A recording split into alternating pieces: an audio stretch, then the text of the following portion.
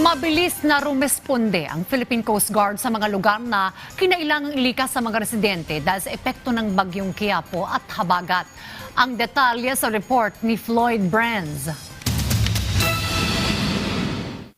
Tumugon ang Coast Guard District Southeastern Mindanao sa mga baha sa barangay Talomo, Davao City sa pamamagitan ng deployable response groups nito. Gumamit ang mga rumeresponding tauhan ng inflatable rescue boat para maisagawa ang evacuation at matulungan ang mga residenteng naapektuhan ng malakas na pag-ulan. Isinagawa ang operasyon kasama ang mga opisyal ng barangay, CDRRMO at iba pang ahensya sa pagtugon sa sakuna. Ayon sa Incident Command Post, pansamantalang nanunuluyan sa Lourdes Evacuation Center ang nasa mahigit 300 individual.